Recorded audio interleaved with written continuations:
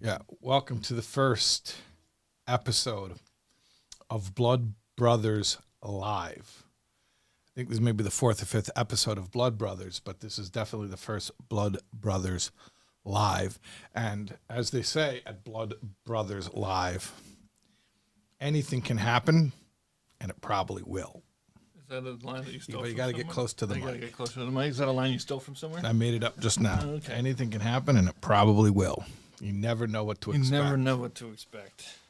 Except I'm pretty tired, so I'm not going to do anything too crazy. Mm-hmm. No somersaults or anything like that. All right, we don't have any topic. But you have to go really close to the mic. Really? Is that how it works? Yeah. I mean, you can pull the mic closer to you. You can move the mic. Yeah. You want to wear the headphones like podcast style? That way I would know. Then you would realize. How I'm I'm not sure how much. Are we monitoring? This is very interesting to audience. Yeah, hello? Yeah. I don't know how to make this turn my ear. Yeah. Hello. Can you hear now? Hello. Oh, all right. Okay. Yeah. Yeah. So All now right. you realize you Now gotta- I realize what's going on here. Okay. All right. All right. So All right. So we don't have any topic planned for today. I feel that you're a little bit higher than me, so I'm going to raise my chair. I don't think your chair does that. Can I lower it? No. We don't put the other guy down. We raise ourselves up. But no, your chair doesn't beautiful. adjust. Yes, thank you. Your chair doesn't. This is a nice Modway chair that I got, and it goes up and down. It's a drafting chair, and this is just a regular counter height stool. This is a counter height. People can't see, but this desk here. This was made in Arizona. This desk. Okay. And it's 36 noteworthy? inches. It's counter height, whatever. That's where it was made. It was made by a craftsman in Arizona, and it was shipped out here. And this is counter height because I like counter height. Like a table height would be about that high. This is a counter height. I like counter height too.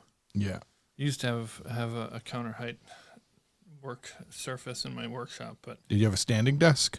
I did not have a standing desk. I had a co-worker, a partner who had a standing desk. Yeah. He did not have a standing desk. He had a desk, and then he propped it up on like toy bricks that he got from home from his kids. Yeah. And then it became a standing desk. Ad hoc standing desk. Okay.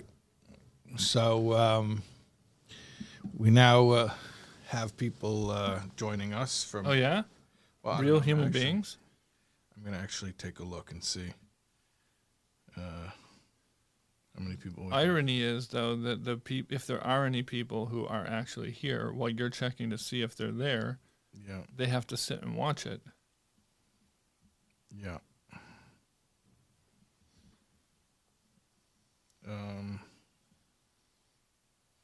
So what did you want to? All right, so this is my proposed. It says there's two people watching. All right, fantastic. Maybe it'll pick up. Well, this is for you guys. And I use the term guys in a gender neutral sense. Yeah, dudes. So this is my proposed structure for today is that I found a random word generator online, and what I want to do is pick two words. We're right before Pesach, so Pesach's on the mind, and we could think about Pesach and talk about that. So this is my idea: is pick two words and Pesach, and that's like our 3-act structure. You want to cheat the angle a little bit, David, by the way. So don't look straight at me. Yeah, you want to. So that's our 3-act structure. Is we start with the first word. Your random word generator. Yeah, so we're gonna Is this generate an app or website? What is a this? website. Called Random Word Generator. I don't know. How do they make money? I don't know. Ads, I assume. Yeah, I see ads. Okay. All right. So, For medications? what? Medications? This ad? Oh, it just switched. Now it's for sparkling water. For Oh, seltzer. my goodness. It read our minds. Oh, it didn't read our minds, David. It heard us talking. Heard us talking about seltzer. Yeah. We're drinking seltzer right now, by the way. Is Just that so everybody a real fact based thing that our phones listen to the words that we're saying? And I believe it is. okay, And YouTube bots are reading the transcription of this video in order to decide who to push it to. So I just want to say that I have a lot of controversial hot takes on a lot of the hottest issues today. Yeah, I definitely feel we're being lied to, and I think that's an important thing for everybody to know. And yeah, you got to do your own research. Yes, that's important. Do your own research. Follow the science, but not the science that they're telling you. Right. Real science. Okay. So we're going to generate 2 words. Start with the first word, work our way to the second word organically, and then eventually These are English words. English words, try to work our way towards Pesach. Okay. Or Word Mitzvah. association. Yeah. Okay. So you're going to randomly generate. I was at a Purim Suda recently on Purim where they did a similar thing for Purim Torah. They had like a random roll the dice and you get 3 topics and you had to make a Dvar Torah. I thought it was an interesting idea. It's like Mad Libs. Yeah, I guess it's like Mad Libs. Yeah. Or like story cubes. Rory's story cubes. Mm-hmm. You ever played with those? What are they called? Rory's story cubes? No. Who's Rory? The guy who invented the story cubes. Yeah. And they have little pictures on them and then you roll them and then it's like, okay, now I'm going to tell a story about these 3 things. Mm-hmm. All right, so random words. I'm going to omit anything that I feel like Is inappropriate. or wait, you know, we'll discuss. Yeah, omit anything that's inappropriate. We'll discuss the ones that come up. We'll feel like if it's something that's doable that we can think about. That we grip. Okay. Grip. Yeah. Okay. Conspire. Conspire. Oh. Wait, hold on. We just said conspiracy. We did. So maybe I don't think that this website is that sophisticated enough. No. Okay. Grip, conspire. Yeah, and humanly. I'm just gonna throw out a few, and then we'll pick the 2 that humanly. Yeah. Okay. Let's one more system. System. And we have to put all those words together. Well, or we can pick 2 and say something about Pesach.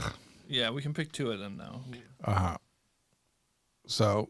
I'm gonna throw one more in there. Aviator. Aviator. Okay. So grip, grip, conspire, humanly, system, an aviator. Aviator. Just pick ones that off the bat are interesting to you, even though you don't have anything particularly that you think we're gonna get to. But like, just that you feel like there's room.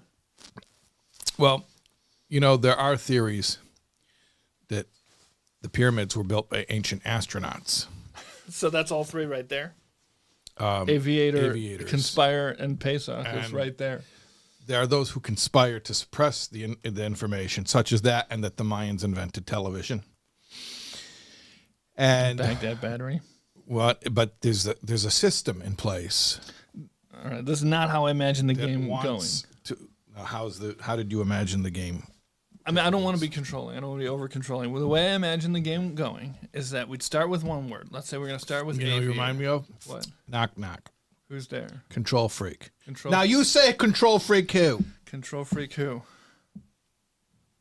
Oh, I know. I got it because you interrupted me and told me what to do. Yeah.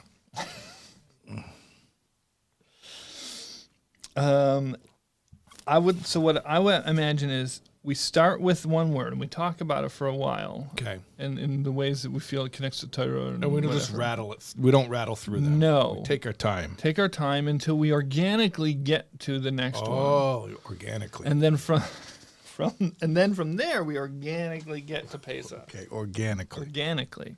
Yeah. All right. Okay. All right. So are we going to start with Aviator? Oh, okay. Yeah, go ahead. All right. We're going to start with Aviator. We're going to get to Conspire, and eventually we're going to get to Pesach.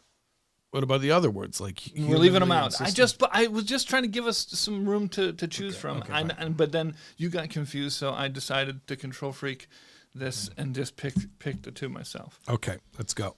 All right. We're going to start with Aviator. Do you know anything about aviators? Charles Lindbergh. I do not know nothing about him. He was an anti-Semite. I know that flying machines are mentioned in a mimer of the Alter Rebbe. Well, they're mentioned in the Gemara. Where? Shida In what Teva context? Amigdal. Always talks about if you fly over a land with a Shida Teva Amigdal, or in a flying chest or a flying tower. Oh, it's like a conceptual Yeah. thought experiment It's a to be able to. common expression in the Gemara, Shita Tevel Migdal. Flying wardrobe. Flying chest. I know Gemara talks about flying camels every once in a while. Flying camel. Are you familiar with that?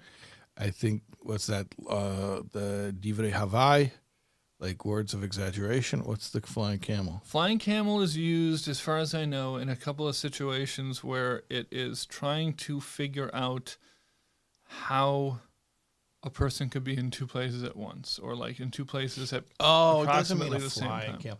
Yeah, but You know, Adam it's- Zamimim. It doesn't mean a It's an flying expression that it doesn't mean an actual flying camel. Again, camel. It's a super fast camel. it's right. Right. It's talking about Adam Zamimim. If they say that they witnessed something in Lud, and then someone says, Yimonu Hayisim Birushalayim, is it Shayach? Well, if you have a flying camel yet. And then I think there's something about Gittin, about if like two guys with the same name, but they live in two different places, and maybe it's the same guy was in both cities. And he had a flying camel. And he had a flying camel. Yeah. But it is a purely. I mean, I think it's a purposely non-existent. It's not. It's like It is a. It's a hypothetical thing in Gemara because Right. Well, then it was. there weren't actual flying machines at that time. But when was the first flying machine invented? Well, First of all, do you know the date of the flight at Kitty Hawk? 1906, 1907. What was Kitty Hawk? 1906 or 07? I'm going to look at the history of flights. And I think it was 13 seconds. Look up Wright Brothers at Kitty Hawk. Okay, Wright Brothers at Kitty Hawk, kite flying in China. No. That's not what I'm at. Kitty Hawk, North Carolina.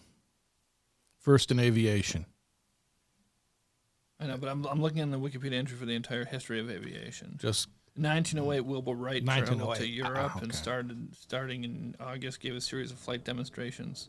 Okay, I was off. A couple No, of but years. that's not Kitty Hawk. Oh, I don't know when Kitty Hawk was. All right, whatever it was. okay. Because I also wanted on the same page to see when the first air balloons. Because 1907, it was 1903. Is that what you said originally? Kitty Hawk? Yeah. I said 06. Okay, 03. Mm-hmm. The Wright Flyer, 1903. But I was trying to figure out when hot air balloons started flying because, Around the world in 80 days. yeah. So when was that? 1800s. Hot air Sometime- balloons in the 1800s. Sometime in the 1800s. So because there's a mimer where the Alter Rebbe asks about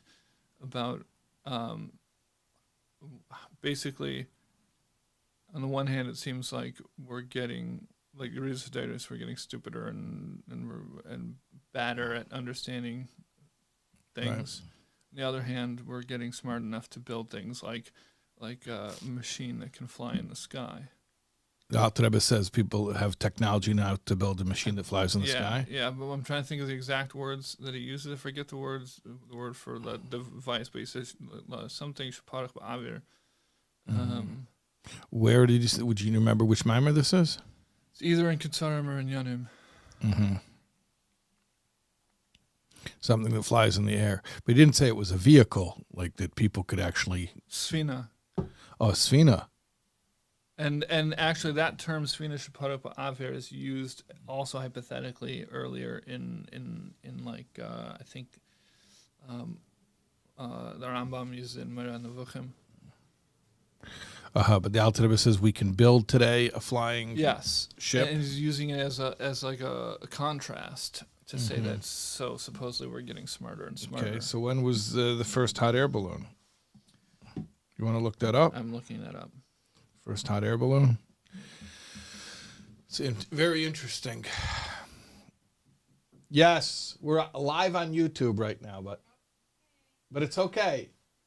It's Hi. Okay. Wicker basket.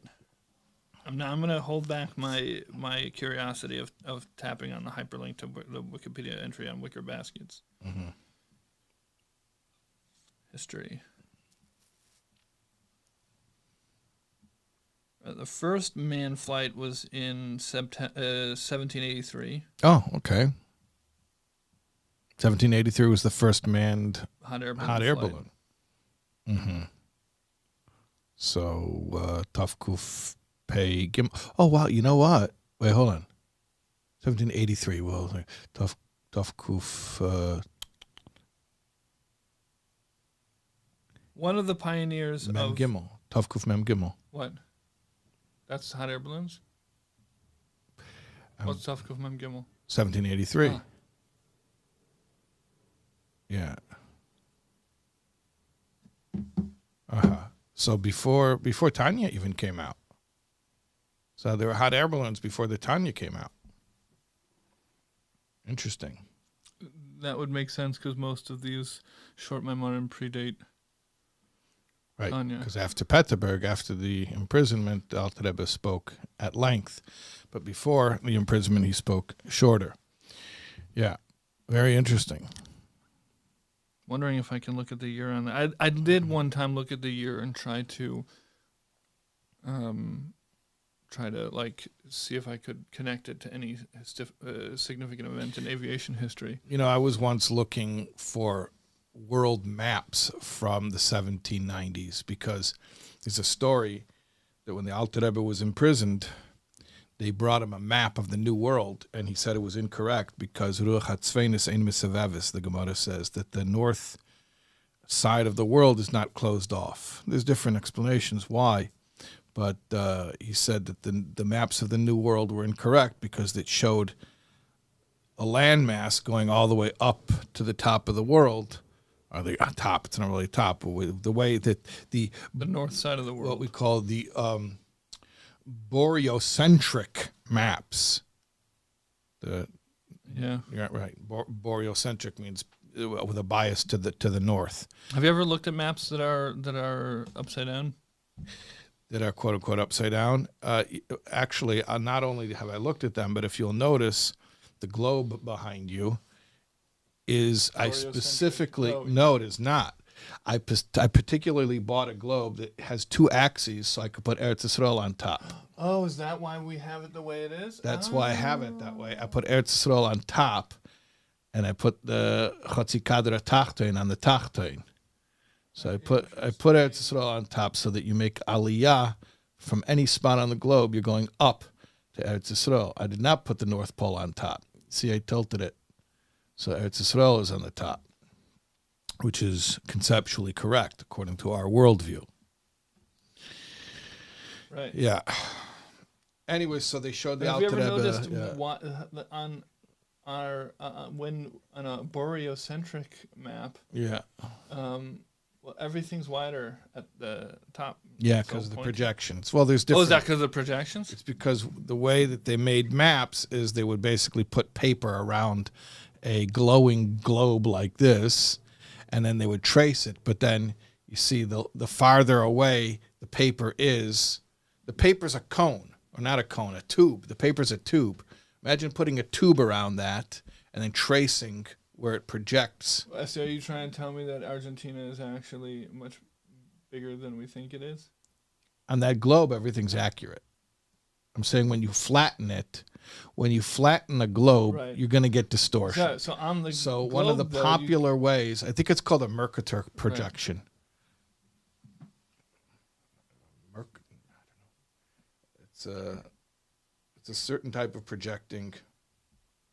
Why do I want to say Mercator projection? Yeah, it's a Mercator. All right. Mercator projection, that's what it is a cylindrical map projection presented by Flemish geographer and cartographer Gerardus Mercator in 1569. It became the standard map projection for navigation because it is unique in representing north is up and south is down everywhere while preserving local directions and shapes. But it does distort things that it makes Greenland look bigger than South America. I have looked at other projections. Maps use other projections, Yeah. and they're weird looking to me. Or sometimes if you want to not have any distortion in sizes of continents, what you have to do is you have to lose oceans. And there are those, you ever seen the peeled orange ones? Yes. The ones that I've look seen like a the peeled ones. orange where it's like there's pieces cut out. Yes. Yeah. But and then that's the least amount of distortion because it's Of not, the least amount of distortion of landmass, which is probably what we mostly care about. Right. But you're totally messing with the water. right. Just 2/3 of the world is water. But Yeah. So like the Atlanteans would not like that. no, they wouldn't like it. They would feel they're being misrepresented. But Also, even the lost continent of Mu. did not know about that. The lost continent of Mu is like Atlantis in the Pacific. Oh, well, okay. I have never heard of that. Lost continent of Mu. What cultures does that come from? Where does Mu come from? Like what mythology? Mythology. Oh, sorry. Is it an actual? All right, all right. It was. Is it a real sunken continent? That Yeah, it's a sunken continent. Yeah, All it's right. lost. lost by what? I guess it sank. I'm not sure how Mu was lost. So Mu, no, for Mu is for real. MU, lost continent of Mu. All right, I think you need to brush up on your time life. I do. Paranormal Atlantis is not real. Atlantis is a myth. Who says that? That's my brain currently. Mu is a mystical lost continent. Mystical, Mystical is fine. Introduced not by mythical. No. Introduced by Augustus Lee Plungeon, who used the land of Mu as an alternative name for Atlantis. Oh, now they're saying it's an It's the alternative same thing. of Atlantis. Atlantis is a fictional island. Who says it's fictional? Wikipedia does. You want to go fix it? Yeah. Are you trying to push us to conspiracy too quickly? Yeah. That's not organic. You know about the Wall of Bimini? No. You don't know about the Wall of Bimini? No, and what is the Wall of Bimini? The Wall of Bimini is clearly humanly, that was one of our words, humanly, It was humanly one of them. carved Bonus. stones that are on the seafloor in the, I believe in the Caribbean, somewhere in the Atlantic. And on the seafloor, there are clearly humanly carved, hewn stones that were sort of, it was clearly part of a wall that toppled, or perhaps of a large paved roadway, but it's right in the middle of the sea, and it's evidence of a lost continent. Sea of the Wall of Bimini. All right. So those people who built that wall would also. I'm very feel- happy, by the way, that we're talking about this, and I'll tell you why. Why? Tell me why. Because I feel like the YouTube bots, which are going to be reading the transcription of this video, are going to bring us a whole new wave of viewership. Audience. And frankly, I welcome those people. Yeah. Welcome. The Bimini Road, sometimes called the Bimini Wall, is an underwater rock formation near North Bimini Island in the Bahamas. Did Okay. I steer you wrong? Well, the Wikipedia seems to think it's a natural rock formation. The road consists of a 0.8 kilometer long northeast-southwest linear feature composed of roughly rectangular to subrectangular limestone blocks. All right then. First question here, people also ask, is the Bimini Road man-made? In 1968, a diver off the coast of North Bimini Island, Bahamas, discovered a series of stones 18 feet below the surface. The stones appeared man-made and were evenly spaced out in a road-like line stretching a half mile. So there you go. You were gonna say something about maps before The Alta Rebbe interrupted told you. them that the map There you go. they had of the New World was incorrect because it showed the landmass, like, Canada basically, going all the way up and never ending. It just doesn't end. He says that's not true. That, if you look at the North Pole, there's no landmass there. It's water. Why? Because the Gemara says Ruach HaTzvenis Ein Misavevis, that the Eibishter didn't complete the north side of the world. He left it incomplete. So that if anyone would ever get up and say, I'm a god, you say to him, okay, no problem. You don't have to create the world. Just finish it. Hashem left the north side of the world incomplete. You go complete it. And then obviously the guy is like, well, I left my tools at home. And then you laugh at him and discredit him. Yeah. So obviously those maps are not. That's not the one that's being used for this globe. We have more modern maps. We have modern maps now. We have so they were satellites. inaccurate according to current. So the Alter Rebbe told them in the 1790s when he was in jail that their maps that they had then were inaccurate because they didn't show that the North Pole is water. Now, why didn't they show the North Pole as water? Because no one had been able to get up there to explore it. So the assumption was that Canada just keeps going and going and going. That is really, really interesting. Yeah.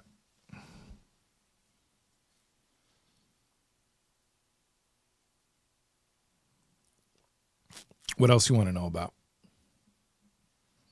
Well, there's a part of me that really wants to push this towards flat Earth, and to definitely get you some new viewers. But I would love some new viewers who are willing to think outside of the box, outside of the sphere. Outside of the sphere. Yes. Yeah. I don't know. I don't know if I mentioned on here before. I don't think I have that. I one time was watching a video of a flat Earth convention. And you told me about this, yeah. The person, a person was presenting. I think he was a singer of some sort, and he had some songs, some satirical songs about mocking round Earth ascribers.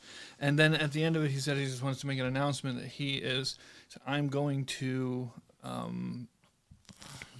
I forget exactly how he was going to do it, what device he was going to use. He was going to get out of Earth's orbit, be able to look down and take pictures and see for himself and be able to report back. Right. And finally, once and for all, because up until now, it's only NASA who are like the gatekeepers of all of this imagery, and we can't really get a real honest perception.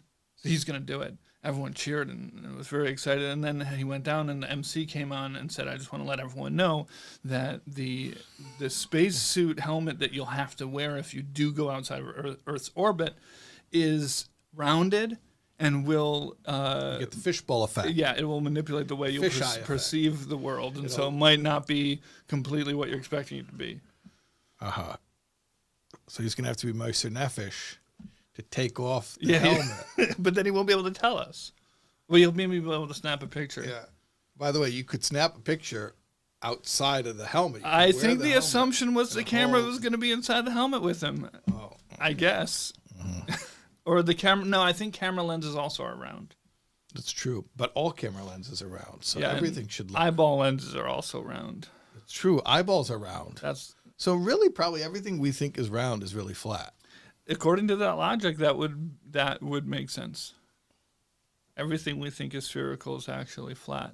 It's like the opposite of flatland. Oh. Well, flatland is flat. It is two-dimensional. Right. It's not that they're only perceiving two dimensions. I mean, I guess they're only perceiving two dimensions of reality. But everything that exists in flatland, there was no implication in that book that the squares were actually cubes, but nobody could perceive that. It wasn't that there were actually... There was a sphere that visited from Sphereland. Right. The sphere visited from Sphereland, right. Right, but it was a different place. But all of the squares and triangles and circles that existed in Flatland, I believe, were flat.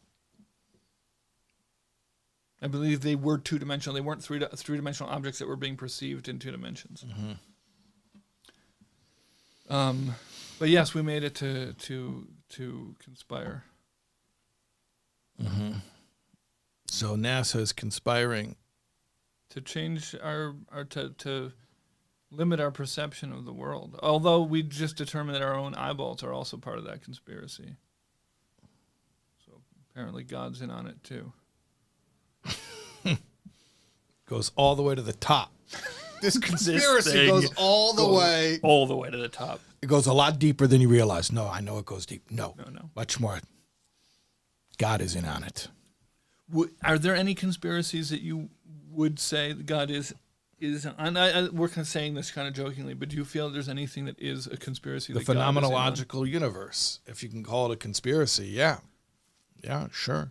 Hashem created the appearance of a self-sustaining, ontologically autonomous reality, and it's not, but it really... It's not a conspiracy, though, because nobody is in on it with God. Conspiracy, the definition requires multiple people. Right, you're right. It's like collusion. You got to have somebody with you. So it's interesting. A conspiracy theory takes one guy, and often is one brave person. But it has to be about... But a conspiracy itself, an actual conspiracy, requires... Because that conspiring actually If you means conspire... getting together with other people. Yeah. That's what it means. To hide some... That's why I don't conspire. I don't like to deal with people. There's way too much social interaction. That's why I can't. I lie to people all the time, but I'm not with friends. Not with them. I don't invite them to lie with me. No, that's anxiety-inducing. It's exhausting. But by the way, conspiracies probably are incredibly exhausting because it is exhausting enough to lie and then fear getting caught and then to fear that somebody else is going to get you caught. Right. Yeah.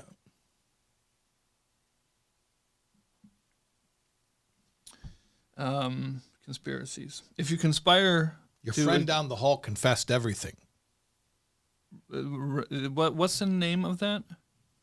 You mean that psychological tactic that the interrogation use? Technique? I don't know. Yeah, there is a thing. Yeah. Like your friend down the hall confessed everything. He's going to be out tonight. Right, unless you can give us something on him. Right. If you conspire to expose a conspiracy, you need to do that with somebody else, and that would be a conspiracy. Right. Anti-conspiracy, counter-conspiracy. A counter-conspiracy. When the Malachim in the beginning in Bereshis, when Hashem's like, all right, there's make man in our image. Right. Now I saw the B'Tzalmenu. Yeah. So does that constitute conspiracy? And then there's Migdal Bavel. There's a lot of we talk there. So yeah, but I think conspiracy has to be. There's people who are in on it, and specifically people who are not in on it. Like there's a lot of hiding what you're doing, being opaque. You don't want people to know what you're really doing. Yeah. Yoiv. What about Eov? Was that not a conspiracy with the Satan? Oh. Because Satan was given permission to test Eov. So is that a conspiracy? A divine conspiracy? Yeah, maybe. Interesting. You're really trying to expand the viewership. Trying to get a lot of interesting people. And so this may be pushing it too fast. It might not be organic. Right. But how about hardening Paro's heart? Is that a conspiracy? Is that a conspiracy? Because Hashem told Moshe he's going to do it. Yes. And then concealed from Paro his own decision-making process. It's interesting. Oh, that's Pesach. Yeah. But like I said, maybe I'm pushing it too quick. No, that's good. Is that a conspiracy? And why do we care if it is a conspiracy? Are we blowing the lid off of it? Well, I think the Bible already blows the lid off of it because it's in there. God tells Moses repeatedly that this is happening, and I think the Bible's pretty public record. So I don't think it's a conspiracy. Maybe at the time you could say. Right. Like if Paro would be running around being like, listen, I have a very strong suspicion that there are powers at work here that are compelling me And people were like, come on, Para, you ready? When Moshe Rabbeinu Take off the tinfoil hat. right. This is against my will. I want to do it. I'm just feeling inexplicably Maybe stubborn. that's what they found with the mummies. That thing is really a tinfoil hat. What thing? The Para hat. The pari hat Those pharaoh hats. with the beards on them. The pharaoh hats. Oh, that's the sarcophagus thing. Has a weird beard on it. But those the pharaoh hats. Yeah, maybe those are tinfoil Those hats. are tinfoil hats. Yeah. I don't know if they had aluminum foil at the time. They'd have everything. Did they? Ancient Egyptians. They had titanium. Did they? I think so. Want to Google it? What do I Google? Did ancient Egyptians have titanium? Yes. I'm really spicing up your YouTube and Google algorithm, by the way. Thank me later. It's about to change your whole internet experience. I know that Egyptians had a blue dye because we see it all the time in Egyptian stuff, but at a time when other Middle Eastern cultures were not really, blue was not a part of the vocabulary. Yeah, there is a thing about that. Yeah. In the ancient world, blue was not a word. Yes. So apparently, You just used the word for green, for blue and green. in Homer, in the Odyssey, Yeah. apparently there's a point where he describes the sea as wine red Yes, he does. or wine dark or something. wine dark sea. Wine dark sea, because apparently the way that ancient Greeks, Homer's Greek, right? Yeah. And apparently the way that ancient Greeks just thought of color was not by hue, But where by we tend to shade. group colors by hue, Right. and they, I guess, grouped colors by shade. Dark and light. And then it would make right. sense to refer to the sea as wine dark. Because it doesn't matter if it's red or blue. The point is that's how dark it is. Right. That's very interesting. Like we have our color wheels, or like in the Photoshop eyedropper or whatever. We see this gradient, and very often actually have the color-based gradient, and then it'll have the lightness and darkness on the side of like Right. from white to black. So you choose your hue, and then the secondary thing is like how light. But you can flip that whole thing. Yeah. Imagine flipping that, Right. where you just have this white to black spectrum, Right. and then your little The line. secondary, you want it red, you want it blue, you want it green. Yeah. That's fascinating. I looked into this once. I have a Safaria source sheet on colors, and found some interesting things. The Zohar says that there's a secret color that you can't see. Is it infrared? There are a secret. Ultraviolet? I don't think so, because it says that you can see it if you close your eyes and you move your eyeballs around. Now I don't know if it means. No, I know how to do that. I've been doing that since I was a little kid. I think it means if you move it around manually. I see it right now. Right? You see the secret colors? Yeah. Yeah. It's like electricity. Those are the secret colors. You know what it is? It's the color that the whole world turns when in Atari 2600, when you win the game Adventure, when you get the chalice and you bring it back to the castle. You are 7 years older than me, so your Atari references are lost on me. I apologize. Well, Atari 2600 is a game called Adventure, and you're a little square and you run around with an arrow, which is a sword, and you slay dragons. And there's the black castle, and there's a white castle, there's a red castle, and a yellow castle, I think, yeah. And in the end, you bring the chalice back to the castle, I think to the black castle, and then the whole world flashes the colors of Electrum. It's like this, yeah. Anyways, that's the color I see when I do that. So the Zohar says there's a secret color. Yeah. Yeah. And that it's not revealed to us except for you can see. I think it says there's multiple secret colors, and you can see one of them when you just mush your eyeball. I have, by the way, a solution to racism. Close your eyes. I was going to say, everyone should be that secret color. Maybe everyone is that secret color. Oh, my goodness. So the solution to racism already exists. Just smush your eyeballs.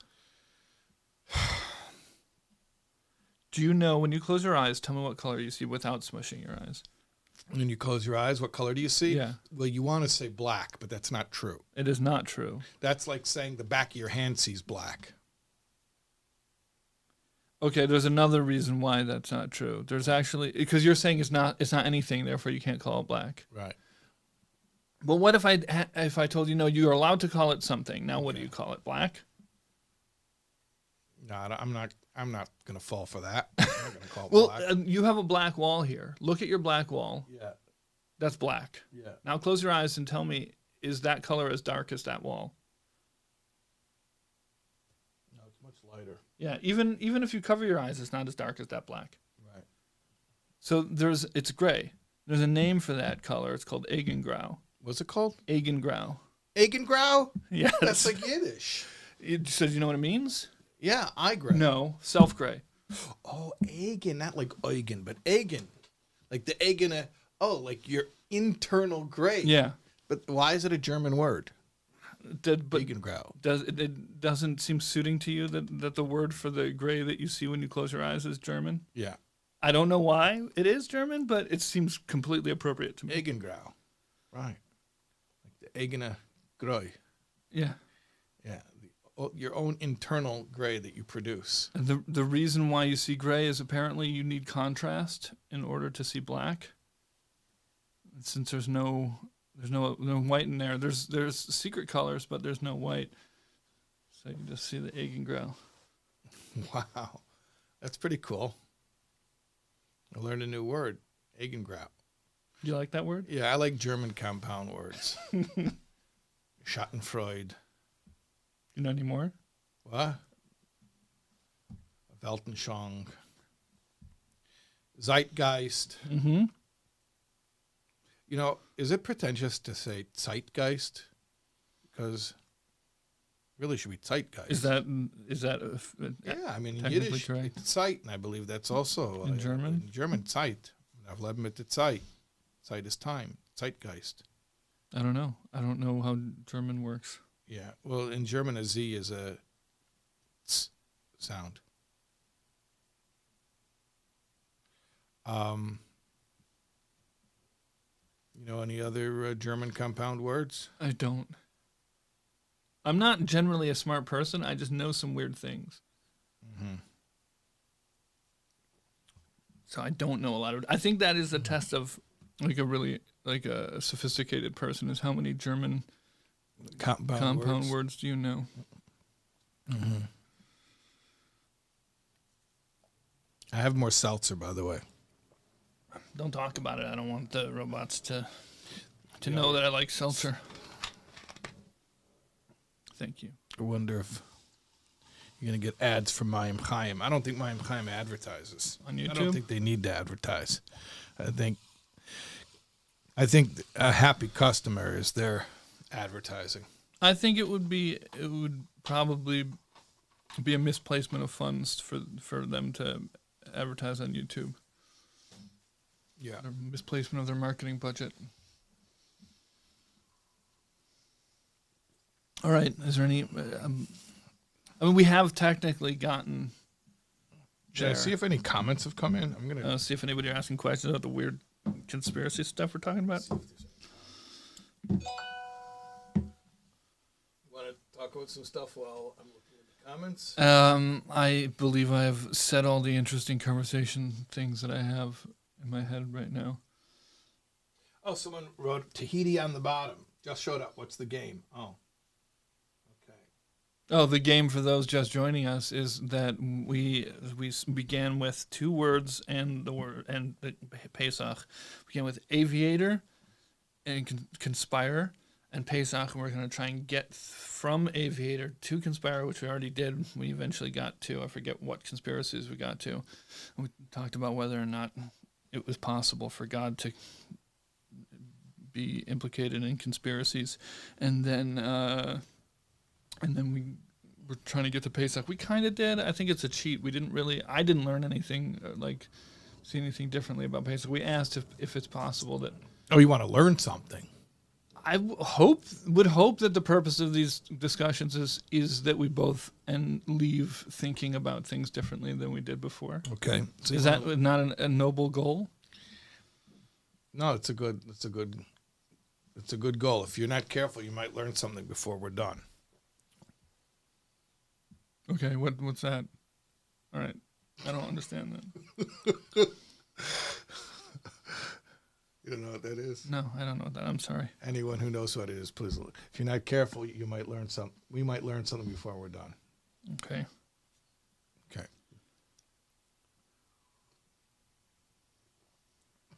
Okay.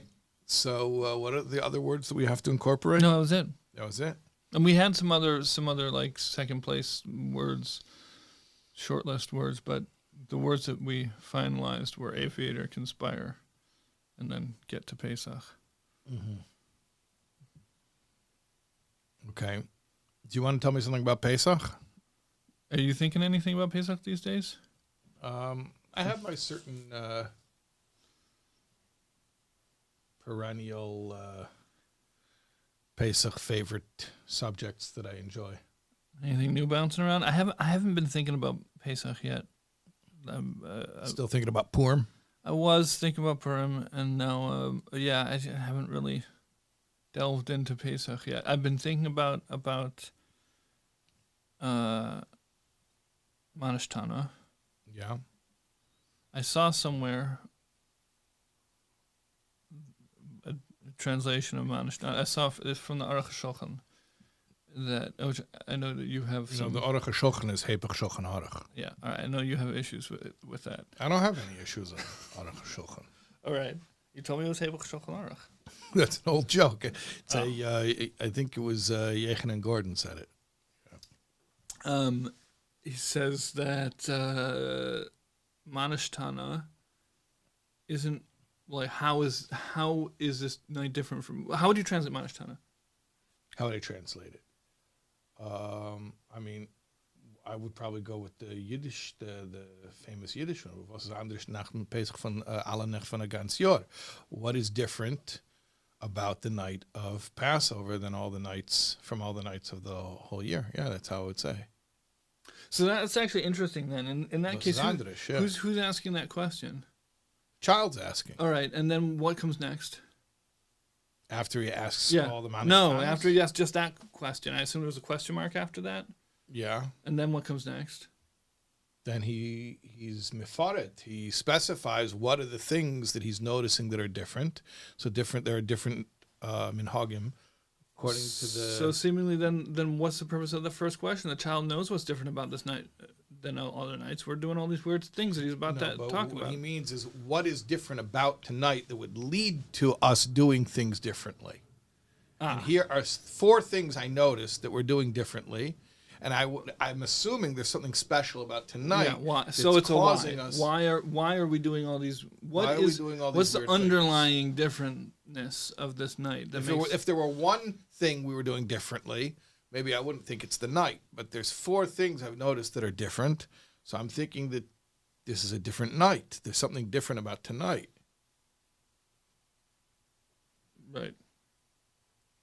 So the Aruch HaShulchan translates the first part as a statement of wonder. Mah Nishtanah halayla hazeh. How different this night is from all. How like, different. Like ma toivu ayalecha yankev. Yes. How goodly are your tents? How goodly. I use the word goodly a lot in natural conversation. Yeah. So ma can be like. By the way, the seltzer is very goodly. Maim chaim. Yeah. Yeah. So ma could be like an expression of. Yeah. Now, is Mah it? Nishtanah halayla is that? I don't know how different this night is. Right? Is that interesting to you? I don't know how interesting that is. How do you? Yeah. It's interesting to me because it's something that like we've read a million times. I've read it a lot as the youngest kid in my family, and the youngest kid in my extended cousin's family as well, and so like I had to publicly say that line a lot. Yeah. And so it's a lot of significance to you. It does have a lot of significance, but I've always thought about it as the same way. It's always been, why is this night different from all other nights? What is different about this night? But I've never thought of it as how different this night is from all other nights. So you're saying that the first time is not was is anders, but wie anders is die Nacht von Pesach. Yeah, and with exclamation point. Exclamation point. And then a bunch of questions. Oh, how unique this evening and is. then explaining. For instance, we do this weird stuff. Why do we do that? That's very interesting. I thought it was interesting. Yeah. What are the implications? Do you have? I don't know. No, I don't know. I mean, it doesn't like make any earth-shattering differences in how we approach Passover. Mm-hmm. I mean, it does answer a question that. How many questions are there? 4. How many question marks are there? 5. So The first one is like. By the way, I believe I'm not making this up, but you know, one of my favorite Pesach Sichos is the one about Dalid Yesodis and Chema HaYuli. How the Rebbe explains the machlekes of. It's actually a 3-way machlekes: Rabbi Yesi, Rabbi Eliezer, and Rabbi Akiva. But about how many makes were the makes? They darshan a pasuk from Tilim, but that's not why they say 4 or 5. But the idea of every plague being a 4-fold plague or a 5-fold plague. Right. So 4-fold is Keneged Daled Yesodis, the 4 elements of fire, air, water, earth. And then that's Rabbi Eliezer's opinion. Why does Rabbi Akiva say 5-fold? Because he counts the Chema HaYuli. The Chema HaYuli means primordial matter. That's even deeper. There was 3 opinions there, weren't there? Rabbi Yesi, but he just says 1. Okay. And by the way, that's what Rabbi Yesi says, that Bir Chometz can be just by tearing it up. You don't have to destroy its substance. You just change the tzir, just change the form. Just tear it up, throw it in the wind. Right. Right. But so I believe, I'm not making this up, that there's a ha'ara as a footnote in the Quintessence where the Rebbe says that this corresponds to the 4 questions and the 5th question, which is a general like rubric, so that Mah Nishtanah halal zeh, before he gets into anything specific, whether your first question is about dipping or your first question about matzah, you know, the Welt says the first question is about why we eat matzah, but nusach Chabad or minig Chabad, I shouldn't say nusach, but the minig Chabad is to say matbilin is the first question. At any rate, but the first general question is like the Chema HaYuli. I think I'm not making that up. That's interesting. I don't remember seeing that. Do you know the etymology of the word quintessential? No, I do not. Well, let's think about it. Think it through. I don't know. Quint means 5. Right, like quintuplets, right? Right. Right. Remember Octomom? I vaguely That was remember a trip. That's a blast That was from the past. wild. That's a blast from the past. Remember subprime mortgages? That was crazy. Remember that? Yeah. The aughts? I remember. It's a crazy time to Crazy. be alive. Anyways. Octomom and subprime mortgages. Yeah, it was a crazy time to be alive. But you were coming of age around that time. You're a global teen. You're a millennial. I'm Generation X. Charlie bit me.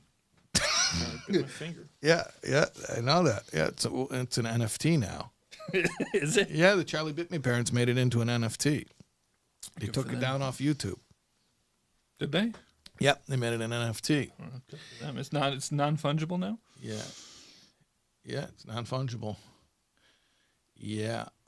So what were you going to tell me? Quintessential. Quint means 5. Yeah, so what do you think Essential. quintessential means? Are you going to tell me it's the Chema HaYuli? Yes. Quintessence? What do you think quintessence means? Is that literally what the word means? Yeah, go look it up. Quintessence. I always get confused between etymology and entomology. I don't know which one is which. Entomology is the study of bugs. Okay. You can remember that because the sound a bug makes is like entomology. Is that how you remember it? Is that your mnemonic? No.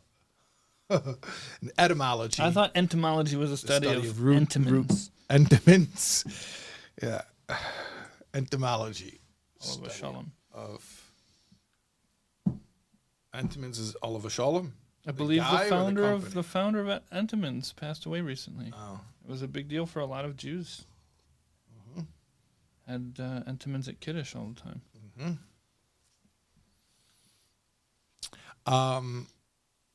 Entenmann's is OU. It's okay to yeah, it's OU. acknowledge. Yeah, it's fine. We could acknowledge Entenmann's. But that's not what entomology is. It's not the study of Entenmann's. No. Entomology, study of bugs. Etymology It's a study of words. Word so origins. Etymologically. Look up the etymology of Quintessence. Pull it up. I think you're going to be pleasantly surprised.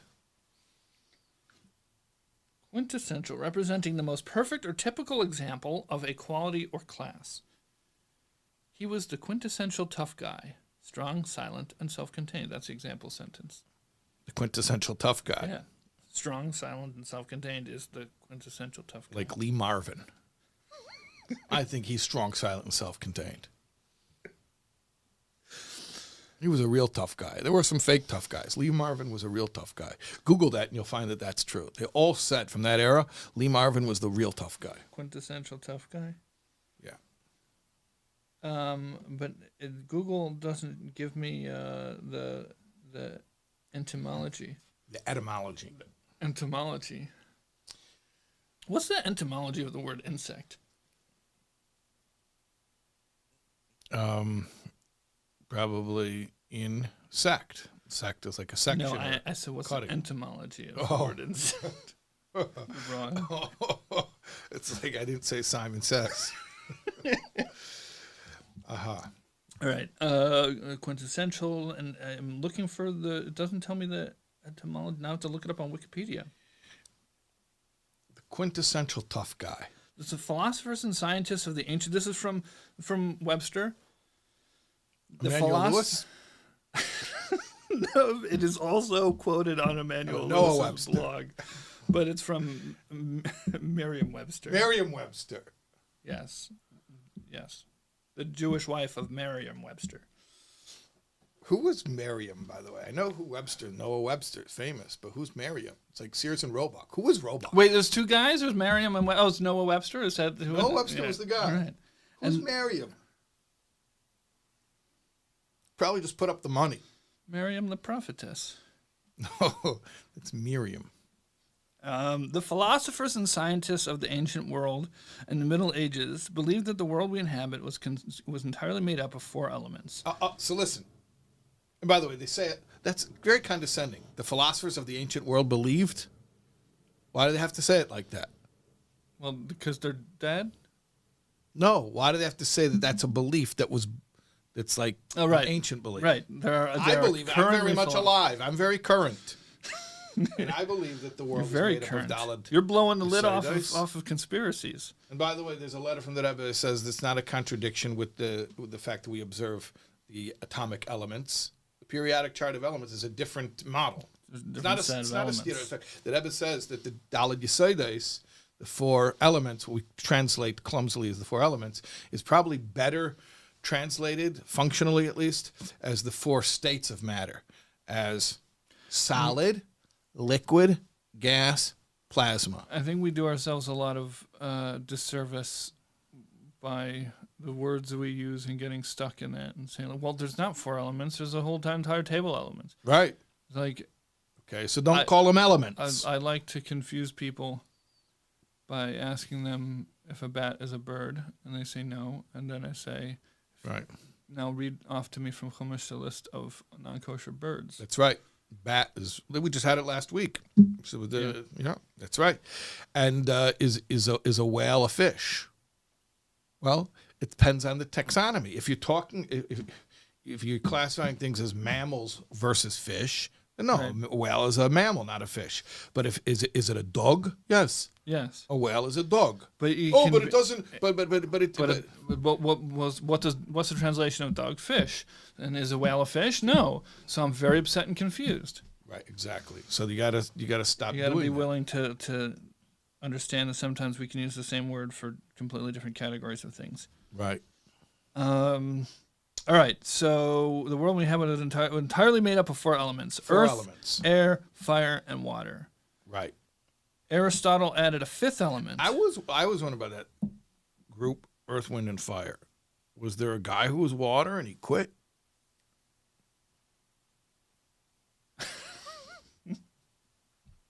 Earth, Wind, and Fire. Yeah. Yeah.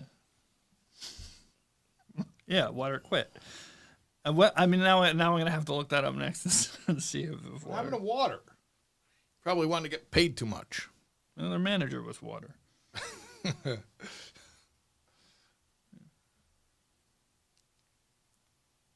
Yeah, so Aristotle added a fifth element, ether, by which he meant the material that fills the rest of space. Ether, the material that fills the rest of space.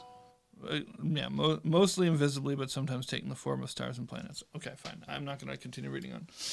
Anyways, But doesn't seem to be what's being described in that Sikha as that fifth level. Yuli, by the way, Yuli is, or actually, I'm sorry.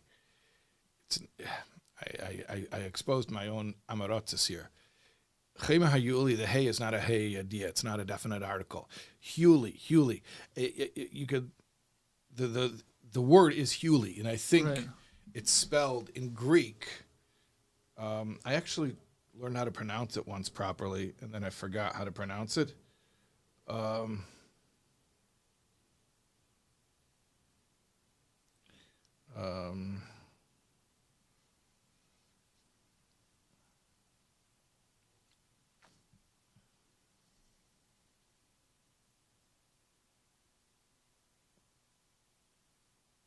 Oh, here it is. It's spelled Hyle. In philosophy, from ancient Greek, refers to matter or stuff. It can be the material cause underlying a change in Aristotelian philosophy. Yeah, Hyle. And how do you pronounce it? I'm gonna. What? You leaving? I'm not leaving. I just had to blow my nose. Okay, fine. I don't want to do that on camera. That's not nice. No, it's not nice. Okay. But I'm left here alone. I'm just looking up how to pronounce this word.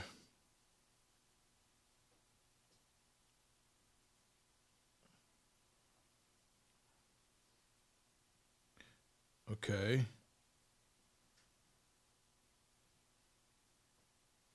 Heil. No, it's not pronounced Heil. Get out of here. That's what the robot just told you. It's not Heil. You better not let my phone hear it saying that, or you're going to get some weird YouTube suggestions. It is not Heil. It's My phone it thinks weird things of me now. Oh no. You're going to get the wrong suggestions. Oh my goodness. Yeah. No, it's Huel or something. It's pronounced like Huel. Okay, whatever. Yeah. Anyways, quintessence is that fifth level, which corresponds to the essence of all things, which is more basic even than the elements themselves. Elements are more basic than the forms of things that we know, but the Chema Hayuli is even more essential and more basic. That's not the way Emmanuel Lewis described it. Yeah. Well, what did he say when we looked up quintessence? He said all that stuff where he said that the ether is what fills up empty space, not filled up by the other four elements. That's what. But It's everything that isn't filled up by Yeah. Daled Yesodai. that's Emmanuel Lewis, and he's no expert on He's no philosophy. expert. He doesn't know. Anyways, that's what quintessence is. The quintessential tough guy. Imagine a tough guy.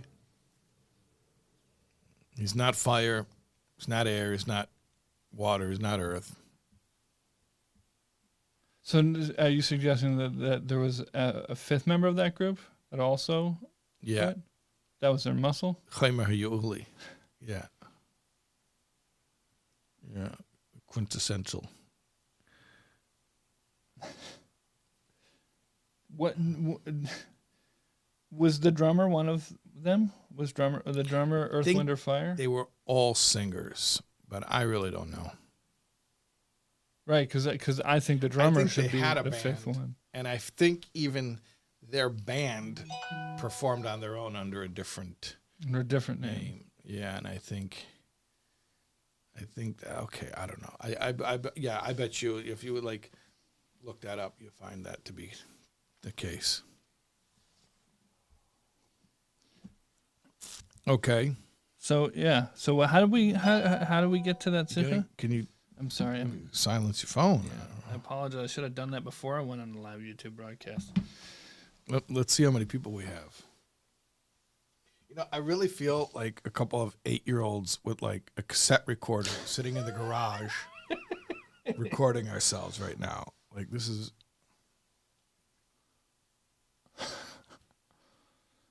By the way, speaking of that, you know that I've been going through all the old VHS tapes at our parents' house. So I've actually found some of the old videotapes that we made when we were young. There's 8 people watching now. I feel I feel a responsibility to say something interesting. There's 8 people watching. Yeah. Okay. Can you please be interesting? There's 8 people watching. Okay. I thought we were being interesting. Were we But not? let's take it up a notch. Be more interesting? Yeah, a little bit more interesting than you've been till now. I mean, I think the Eigengrau was good stuff. That was my best stuff. I already used up my best stuff. You used your best material right out the gate. Now we got nothing to talk about. I used up Eigengrau. You could have built up to Eigengrau. Could have been a slow simmer. You got nothing else. But we were in the middle of talking about the sikha and about the fifth element. and Yes, stuff. but the fifth element. Ether. That's right. The ether. It's not ether, though. The fifth element is higher than elements. And I don't want to call them elements anymore either. There's Daled Yesodis. There's 4 basic states of matter.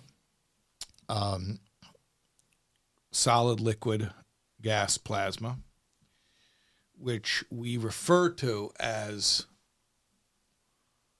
earth, water, air, and fire. But they're not actual earth, water, air, and fire. They are states of matter which are compared to such a thing. At any rate, the fifth element, which is not an element, which is called Chayma HaYu'uli, which is the essence of all physical existence, is, according to Rabbi Akiva, is the level of defilement that Tumas Mitzrayim, the spiritual defilement of the idol worship of Egypt, seeped into that level, and therefore every makkah, every plague in Mitzrayim had to penetrate to that depth. So whereas Rabbi Yasi says the 10 plagues were 10 plagues, Rabbi Eliezer says the 10 plagues were really 40 because each plague was 4-fold because it had to break apart everything down to its elemental levels. So when the water, for instance, turned to blood, that was the first plague, it wasn't just the water in its outward form, but even on an elemental level, the water of the water, the earth of the water, the fire of the water, the air of the water, which we don't think about because it's not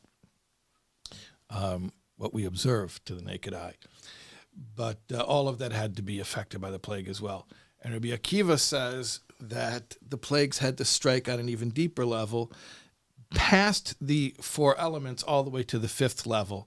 And that's why he says that there were actually 50 plagues in Mitzrayim, not 10, but 10 times 5, 50. And that's why he also says in turn that at the Yam, at the sea, there were 250 plagues. Because in Mitzrayim, the plagues were referred to as Etzbe Elokim, the finger of God. At the sea, it was called Yad Hashem, the Yad Gdela, Hashem's great hand. A hand is 5 times more than a finger. 5 fingers on a hand. So 5 times 5, 25, times 10, so you get 250. Why are the hands on a clock called hands when they would more accurately be described as fingers? It's a good question. Good question. Go on. And why is a clock called a face clock and it's got its hands on its face? Well, yeah, that's bad COVID protocol. You mean trying to cover your cough with your hands? Just touching your face with your hands. Touching your face, yeah. The clock's constantly doing it. Clock has its hands on its own face all day long. Yeah. never takes them off. Well, so maybe that's the ultimate caution, that it's not touching Just anything leave else. it there. Only choose one. Either don't touch your face or only Commit. touch your face. Yeah. Yeah. So, on a personal level, these 4 elements and this quintessence correspond to different depths of the soul. You have the nefesh, which is the spiritual energy which enlivens our physical actions and our biological functions. Then you have, higher than that, you have the ruach, which is a spiritual energy which enlivens our emotional life. Then you have neshama, which is the energy of the seichel, of the intellect. And then even higher than that, the highest level that's a normal level, and even that is considered a makif. It's transcendent. It can't be contained within the body, like the other 3 levels we mentioned, which are invested within the body and therefore expressed within them, typically, within the body. Then you have the level called chaya, which is a spiritual energy which animates something counter to self-preservation. It's actually mesiras nefesh and idealism and the ability to sacrifice oneself. So that's called chaya. And then even higher than that, the 5th level, which is not at all a level, it's just the essence of all levels, and the essence of everything is called yechida, which means oneness because it's one with God. So just like there is in the plagues in Mitzrayim, there's Hashem striking 4 different levels of Mitzrayim to dislodge the impurity, so too each person has to experience Yetzias Mitzrayim, the Exodus, on all the levels of their soul. So the Nefesh level, the Ruach level, the Neshama level, the Chaya level, and, well, that's, according to Rabbi Eliezer, the highest level that you would have to, you would require Yetzias Mitzrayim. Because Rabbi Eliezer says the Yechida is one with Hashem, and it could never be defective. Rabbi Akiva, that's Rabbi Eliezer says that. Rabbi Akiva says that even the Yechida could be in need of a going out of Egypt experience. Okay, then. Is that interesting? It was interesting, but then now, according to our conversation, you said that the you saw somewhere that those 5 levels also correspond to the 4 questions and to the first general question. I believe in that sikha itself, it also says this corresponds to the 4 questions and the 5th general question. Yeah, I kind of remember that. So in which case, then so that's Yechida, is that? Yechida, yeah. It's like the... Which is also like on Yom Kippur, when you daven Ne'ilah, you have the 5th prayer, right? A regular day, you have Shachas Mincha Ma'ariv, and then on a Shabbos or Rosh Chodesh or a Yom Tov, you also have a Musaf, which is a 4th prayer service. Then Yom Kippur, which is the day of Yechida Shebenafesh, you have a 5th prayer called Ne'ilah. That's also Yechida. That's also Yechida. So the question really is, can Yechida be defiled and require a 10 plagues and Exodus experience? And Rabbi Eliezer would say, no, he'd say that can't happen. Like, you could get messed up on your Nefesh, Ruach, Neshama, and even Chaya level, but you would never get messed up on a Yechida level. It just wouldn't happen. It's impervious to that type of defilement. Rabbi Akiva would say, no, it could happen, and you would require some way of dealing with it.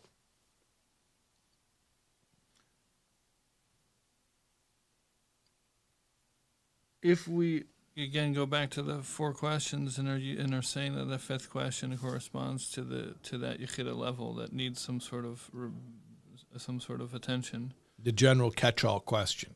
But yeah, so on a surface level, on a superficial level, we can say like, oh yeah, it's that fifth level. It's a Chumra Yuli because it's general. And it contains the rest of the questions. This is also like the Daled Olamais and Kesser.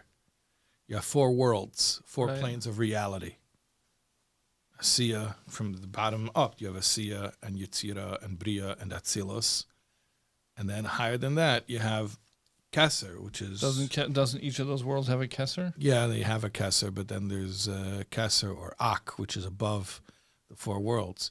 And then when you have Hashem's 4-letter name, so you have the lower Hey, and then you have the Vav, and then you have the higher Hey, and then you have the Yud. But then above the Yud, even what's called Kutzei Shel Yud, the little thorn, the little calligraphy thorn of the Yud, which points up. That's the thorn of the Yud? The thorn of the Yud is... I always thought it was a little tail at the bottom of the Yud. No, Kutzei Shel Yud is the thorn which points up, because it alludes to that which is... You know, remember Ronald Reagan had a little Kutzei Shel Yud. A little chup. Blurus? A little blurus. I taught my kids the word blurus recently. They were very excited. They didn't know about it? You know, it's a machlekes what a blurus is. It could be a chup, it could be a ponytail. Really? I've It seen could be a guys wear ponytail? yates at both days, yeah. Yeah. No, I have all girls, so they haven't really... They don't have a blurus. They don't have that. I mean, they have ponytails, so according to... Oh.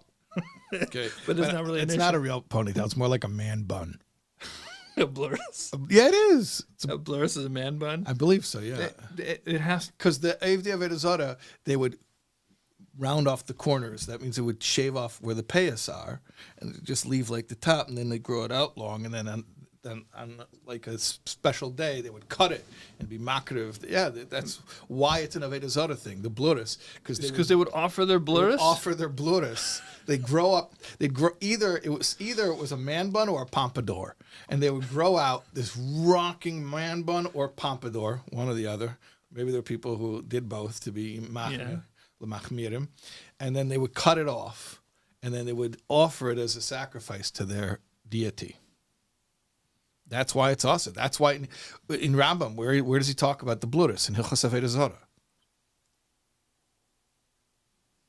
I thought there was an issue with tefillin also that could get in the way. Yeah, that's what the mashpiyim say, that the blurus gets in the chup gets in the way of the tefillin. It could be a chatzitza, yeah. No, but the actual real midiraisa issue with the blurus. Why would that be unique to a blurus? Just having long hair in general could be a chatzitza for tefillin.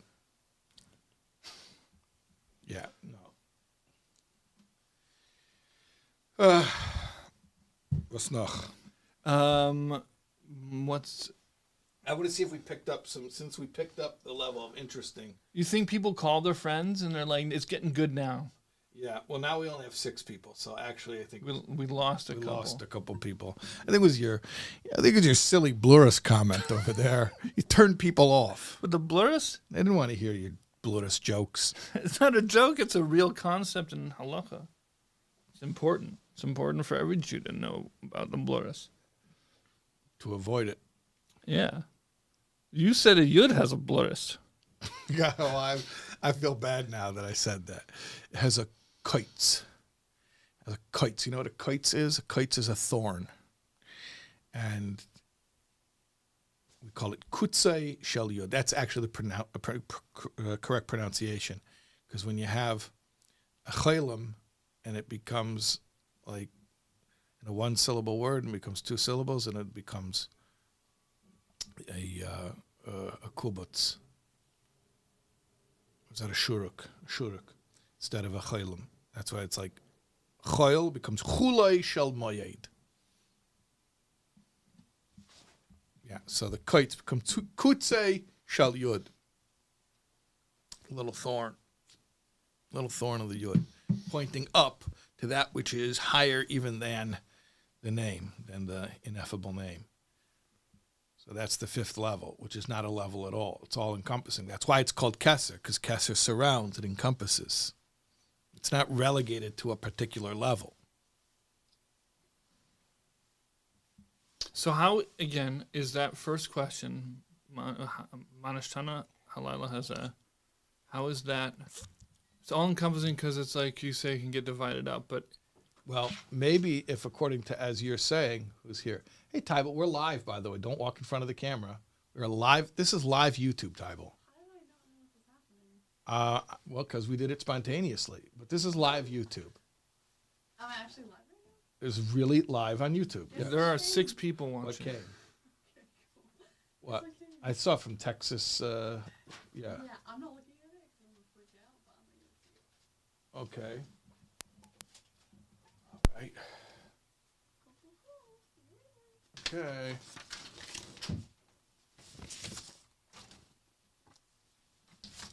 We're checking mail now. This is the portion of the show we like to call Blood Brothers Mailbag, where we just look at whatever mail a family member or loved one happens to hand us. Yeah. Anyway, So I want to ask: is there a way in that question? We usually think of that question as like a preface, as just like Right. just like a precursor before we get to the Right. real questions. It's not even a so non-question. can I ask you a question? You just You did. just did, buddy. That's my favorite joke. Everyone loves it when I say that to them. They think it's so funny when they really have something important they want to know, Right. and I do that. Yeah. It's one of the funniest jokes. Right? So is that what we're doing? It's like, God, can I ask you a question? Or Father, can I ask you a question? I guess well, no, because in the Or is it Yiddish double meaning? in the Yiddish we actually do that first. So that can't be what it is, because we already have that Hagdama in the Yiddish. Yeah, you say Tach wil bij die vragen 4 kashas. Yeah. Right, and then you say Mah Nishtanah. Right, so you already did the. By the way, that's what your Merama is one of my pet peeves. But is everybody ready for Mazuman? You just did him. I hate that because Tachlasina Sinesim Loivim Hayuli because yeah, consummate. I know hatred. that you threatened for a while that you were, when you heard people do that, you were just going to say Yishem. If somebody says, "Are you ready to bench?" I'll say Yishem Hashem Meveirach. I will say it. Because that's what Rabbi Samuel on benching is, to get people ready. So you say, "Are you ready to be Mazuman?" Mazuman? Okay, Mazuman. Oh, Rabbi Sai. Hold on. So basically, you're saying, "Get ready to get ready." Mm-hmm. How many layers are this? Ain't lo davar sof. So get ready to get ready to get ready. So we're gonna do that. So then that since we do that anyways, we say, "Hey, Tati, I'm going to ask you a question." Then that first question can't be that. And according to this whole model, that question, Mah Nishtanah should be the quintessential question. Well, you're saying the Aruch HaShulchan says it's not even a question; it's an exclamation of like plia of like. Right. I don't know. I mean, there are different ways. Maybe that is. Maybe it's not a bid for information. Maybe it's not an inquiry. Maybe it's an exclamation. Whatever it is, in what way is it? An expression of wonderment. But how is it the aether? It's not the aether. Aether. That's how it's spelled. I know. Yeah. Okay. Anyways, it's not ether. It's the quintessence. It's the Chayma HaYu'uli. You're saying, how is that the Chayma HaYu'uli? Mm-hmm. Because Ula Yesh Leimar, if I could conjecture. Yeah, please do. Yeah. Conject. A question has a specific answer. So sometimes you say, Mah Nishtanah, how is this night different? For instance, I've seen that you're dipping stuff. You normally don't dip. You dipped twice. So what's up with that? So Mah Nishtanah could be, what's up with that? And it's a request for information. Sometimes you could say, Mah Nishtanah, like how different this night is. I'm not asking for information. It's just the It's essential higher state of wonderment. It's higher than any tzir, because if you're asking a specific question, you're limiting how many potential answers there are, or you're limiting the reaction. The question asks for an answer, but a statement of wonderment is not even asking for a response. It's ironic because I think for a lot of us, we do the Seder every single year. I mean, the love of the Seder, partially why it's like one of the most popular Jewish things most Jewish people do. Yeah, is just because it's tradition when everyone does it every year and you got to do it. But it's kind of like, we all love it, but we're used to it. A Seder is more popular than than going to shul on Yom Kippur, I believe. I believe that the studies were done both in the United States and in Israel, that more Jews have a Seder than go to shul on Yom Kippur. Meaning to say, even people who do not observe anything else, having a Passover Seder is like the most universal thing that Jews hold on to. So you're saying you think there's a reason for that? What? Oh no, well, maybe. What I was saying is, despite the fact that it's so popular, we all are kind of just like going through doing it by rote. Like, we do this every year. How often do you? I won't ask you if you don't want to answer. But for myself, how often do I go through the entire Seder with a sense of wonderment? Right. Well, that's why the kids are there. They're supposed to be the wonderment by proxy. Maybe the kids will be. Right, but we're supposed to ask the question if there aren't kids there. So I mean, we're supposed to have that feeling. It feels if what we're saying is that is the quintessential question is just this, not even a question. It's just the state of wonderment that we are in throughout the Seder. Yeah, just how different this night is from all other nights. Yeah, I would like to try and keep myself there. I think that's beautiful. I don't know how. I'm just getting like sweaty and tired. From getting ready for Pesach. And because it's late and I'm wearing a kapata and a hat. And you're being rushed. Tati kommt daheim from shul, macht bald Kiddush. You gotta Kiddush right away. But yeah, imagine if just like every single part of it, like, this is so cool. It'd be weird. Right. But maybe I could. Yeah. Maybe it's something to strive for. State of childlike wonderment. State of, to approach people, all 8 of you, or 6 of you at this point, I beseech you, please approach your Seder with a state of childlike with wonderment. a state of childlike wonderment the entire time. Not a moment without it. That's an interesting thing to try. I agree with that. I think that's a wonderful ideal to strive for.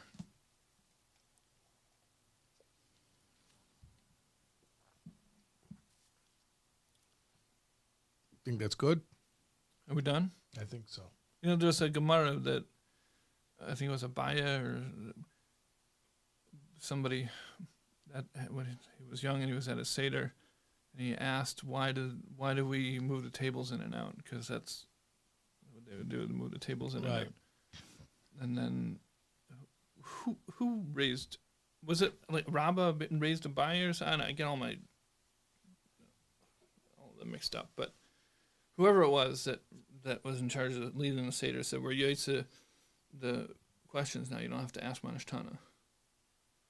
That's the Gemara. You did your job. You just noticed something weird and you asked a question, and now we're Yotze. Right.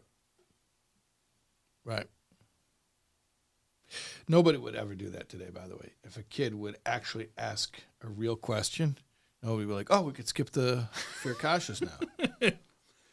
Right? Because we have 4 questions that we have to ask that are like in halakha, like we have to ask them. But I would argue to say that we should also, like, yeah, fine, you can't just do that. It's like nobody says that you shouldn't say the words in the Siddur. You should only actually feel connection to Hashem when you daven. You should also say the words in the Siddur. Right. But don't go to the other extreme and say, what do you want from me? I said the words in the Siddur. I should feel something genuine too. Right. So, like, I think it's worthwhile to try to and find something that, not just like, oh, this is an intellectually interesting conversation. No, that's not childlike wonderment. No, it has to be That's so intellectual curiosity. And that's already a buffer. That's already a like, no, not that I personally care. I just, it's interesting. It's an interesting idea. Interesting. No, something that makes us feel, makes us ooh and ah, makes us say how different this is. Wild. How strange. Right.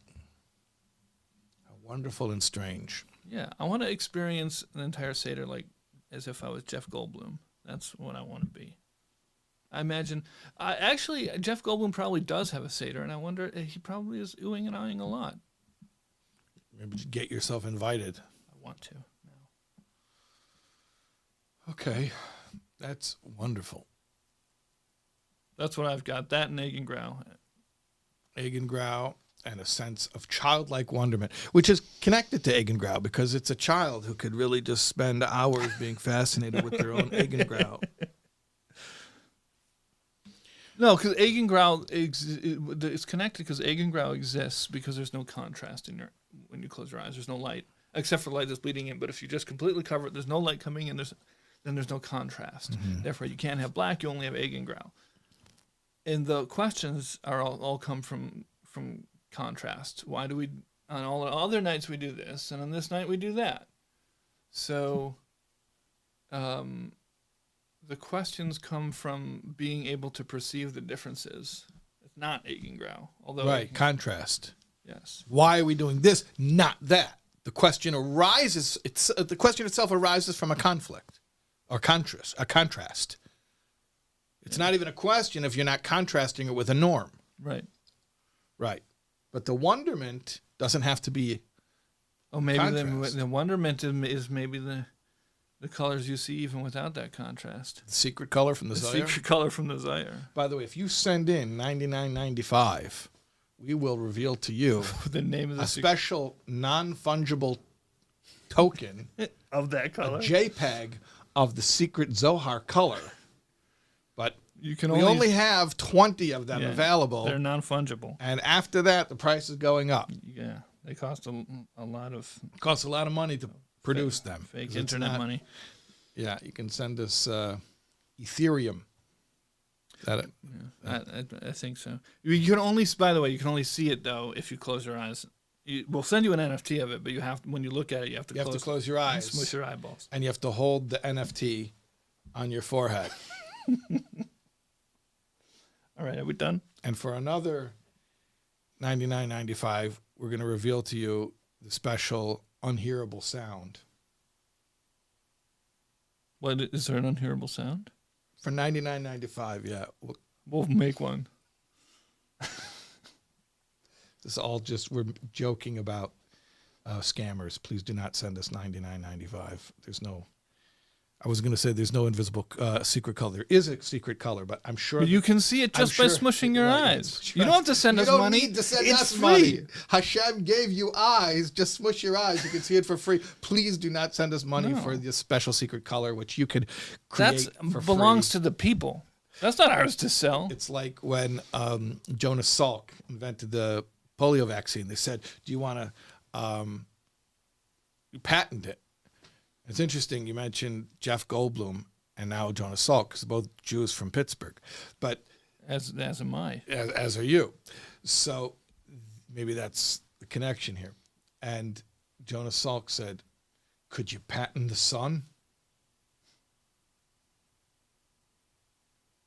So could you patent?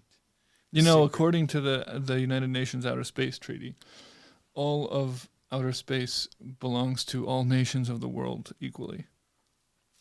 Chutzpah. Right? That's such chutzpah. They probably thought that was so progressive. Right? The minute the aliens see that. All countries equally.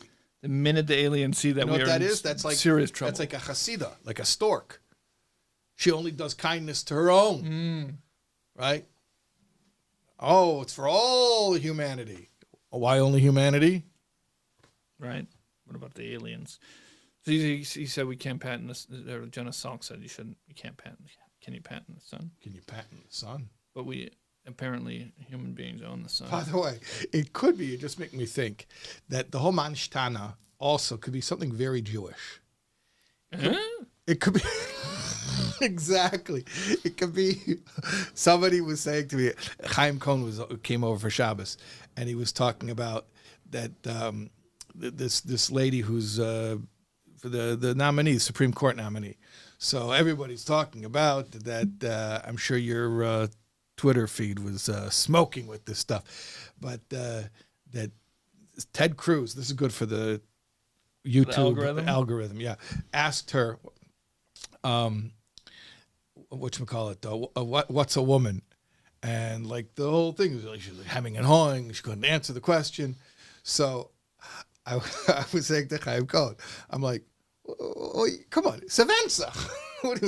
Like we know what it means that there's a question that has context. And so the way he said it, he was like, what am I, a microbiologist? So like a rhetorical question, like what am I, a microbiologist? So I think it's possible sometimes, like, okay, hold on a second. You're asking me a specific question? Like, is this a biology question? Is this a legal question? I mean, is this a sociological question? Then if you're Magdir, if you tell me what the purpose of the question is, then I can answer it for you. Like, I don't want to get political over here, but I was saying to him on Shabbos, he'd come over and said, like, isn't that a cop-out to say, what am I, a biologist? I said, hold on a second. We say this all the time. It depends. And I said, I'll give you an example from not so long ago, from the Supreme Court, just in the past couple of decades. What's a person? What's free speech? I don't know. According to some people, a corporation is a person, and money is free speech. Mm-hmm. Okay, so I'm not saying yes or no. I'm not getting political. I'm saying there are obviously contexts within which seemingly simple questions have different answers. Like in halacha, what's a rishus harabim? I don't know. You're asking for Shabbos? You're asking for Tumah and Tara? Right. I have to know what you mean. Why are you asking? Okay, so what am I, a biologist? So it could be that the 4 questions are specific questions which elicit a limited set of answers, however large that set is, but there are a limited amount of answers to each question. Then there's the rhetorical question that is unlimited because it's not a bid for information. It's not asking to be answered. And that's the first question? Yeah. Like that. It's a rhetorical question, not asking you to answer. I've had this before about it. You get up, you make the mistake in front of an audience that you don't know. You'd be like, what are we doing here tonight? You're giving a speech about the importance of whatever. Right. You're like, yeah, I know that. I know. I'm like trying to make it.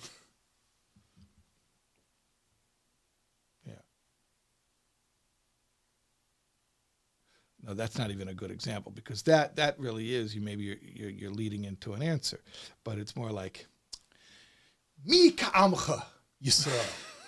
Oh, like I don't know. I don't want to say a specific nation because then people are going to be like, "Did you say that nation to make fun of them?" Or like, so I don't want to. People are going to get mad at you either way. They're going to get mad at me. Yeah, I don't want to get mad at me. The Atlanteans. People will get mad at you if you say, people get mad at you for making fun of other people and for not making fun of other people. Right. How dare you not make fun of those people? Right. What were we going to say about Atlanteans? Atlanteans. By the way. They're like the Jews. They're like the Jews of the ocean. Yeah.